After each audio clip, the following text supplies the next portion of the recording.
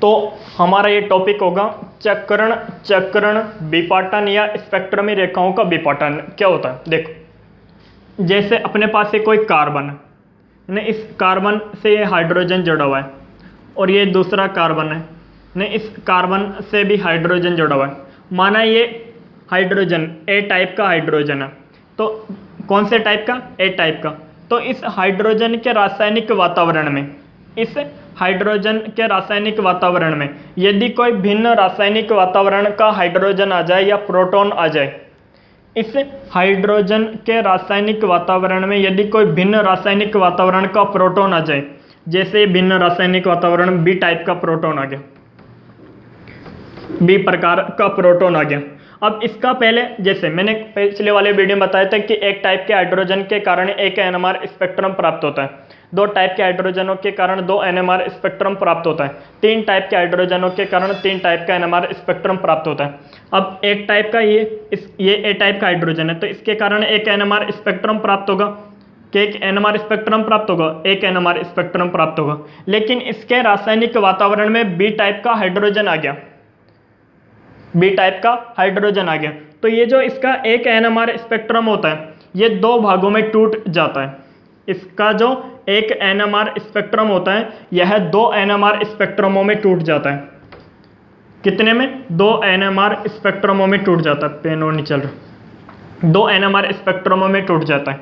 यदि भिन्न रासायनिक वातावरण के दो प्रोटॉन आ जाए तो एक इसके कारण एक एनएमआर स्पेक्ट्रम प्राप्त हो रहा था, दो ये आगे, तो 1 + 2, तो इसका जो एक एनएमआर स्पेक्ट्रम है वो तीन एनएमआर स्पेक्ट्रमों में टूट जाता है। इसका जो एक एनएमआर स्पेक्ट्रम है वो तीन एनएमआर स्पेक्ट्रमों में टूट जाता है। यानी कितने एनएमआर स्पेक्ट्रमों में टूट जाता है? तीन एनएमआर स्पेक्ट्रमों में टूट जाता है। यदि ए टाइप के रासायनिक वातावरण में भिन्न रासायनिक वातावरण के n प्रोटॉन आ जाए, यदि एक समान रासायनिक वातावरण के प्रोटॉन के संपर्क में भिन्न रासायनिक वातावरण के n प्रोटॉन आ जाए, कितने? n प्रोटॉन, तो इसका एक एनएमआर स्पेक्ट्रम प्राप्त होता है, एक प्रकार के प्रोटॉन का एक एनएमआर स्पेक्ट्रम प्राप्त होता है। अब इसके रासायनिक वातावरण में भिन्न प्रकार के n प्रोटॉन आ गए, तो इसका जो एक एनएमआर, ये जो एक एनएमआर स्पेक्ट्रम होता है ये n+1 स्पेक्ट्रमों में टूट जाता है। यह n+1 स्पेक्ट्रमों में टूट जाता है। तो यही है अपना चक्रण विपाटन या स्पेक्ट्रमी रेखाओं का विपाटन, या स्पेक्ट्रमी रेखाओं का विपाटन, नहीं स्पेक्ट्रमी रेखाओं का विपाटन। अब इसमें एक और नियम चलता है, पास्कल का नियम, समझा देते हैं इसको भी। देखो कैसे टूटता है, या मैं इसको डायरेक्ट ही बताऊं आप लोगों को। थोड़ा अपने पास टाइम भी कम है, कल अपनी एग्जाम है, तो डायरेक्ट ही बता देता हूँ।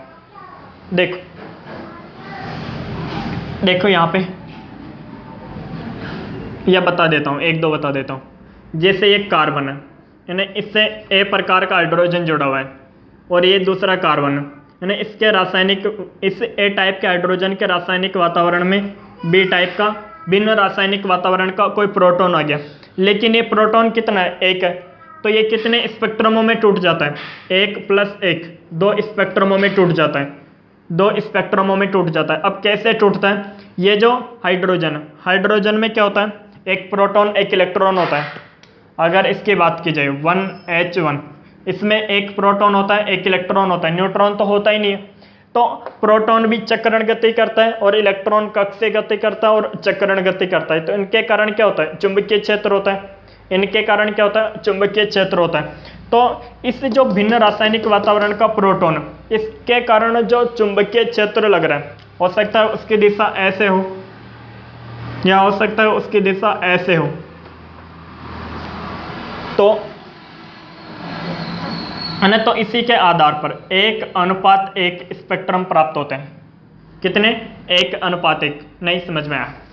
देखो इसके रासायनिक वातावरण में भिन्न रासायनिक वातावरण के दो प्रोटॉन आ गए। कितने आगे? दो प्रोटॉन आगे। कितने आगे? दो प्रोटॉन आगे। अब इसके ए टाइप का हाइड्रोजन है, इसकी संख्या कितनी? 1। अब एक प्रकार के हाइड्रोजन के कारण एक एनएमआर स्पेक्ट्रम प्राप्त होता है। तो इसके कारण एक एनएमआर स्पेक्ट्रम प्राप्त होता, लेकिन इसके रासायनिक वातावरण में दो भिन्न रासायनिक वातावरण के प्रोटॉन आ गए। तो इसका जो एक एनएमआर स्पेक्ट्रम होता है ये 3 स्पेक्ट्रमी रेखाओं में टूट जाता है। कितने में? 3 स्पेक्ट्रमी रेखाओं में टूट जाता है। अब उस टूटने के अनुपात को कैसे देखें?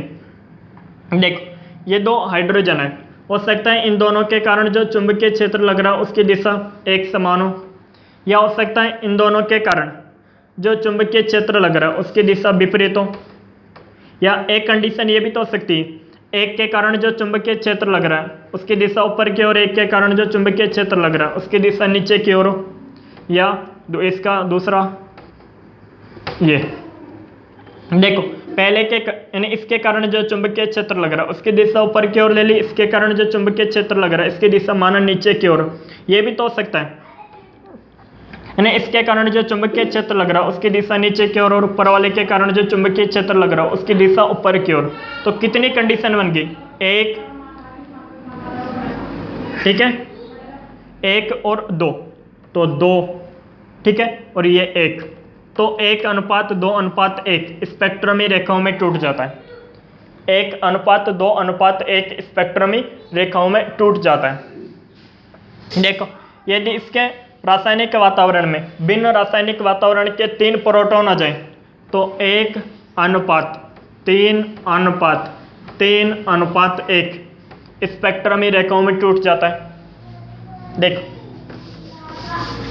अभी मैं इसकी लिस्ट बना के समझाऊंगा, हालांकि अभी तो ऐसे ही समझा रहा हूँ। नहीं, इसके रासायनिक वातावरण में ये जो ए टाइप का प्रोटॉन है, इसके रासायनिक वातावरण में भिन्न रासायनिक वातावरण के 3 प्रोटॉन आ गए, तो इसके कारण जो एक एनएमआर स्पेक्ट्रम प्राप्त होता वो कितने स्पेक्ट्रमों में टूट जाता है? 1 + 3 ने 4 स्पेक्ट्रमों में टूट जाता है। अब उनका जो अनुपात होता है, उनका जो ये अनुपात इस अनुपात में होता है, जैसे एक छोटा, फिर ये तीसरे नंबर का बड़ा होगा, फिर ये बराबर, फिर ये छोटा, ऐसे 1:3:3:1 ऐसे।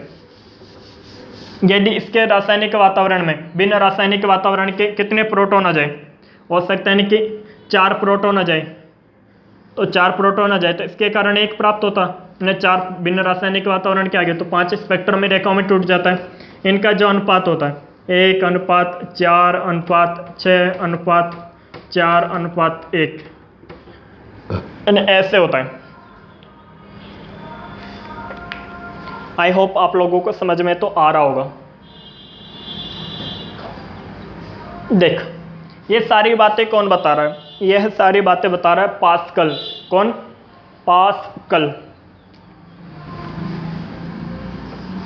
यार,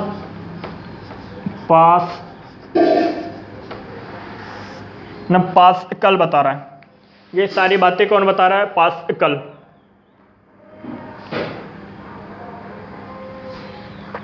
देख,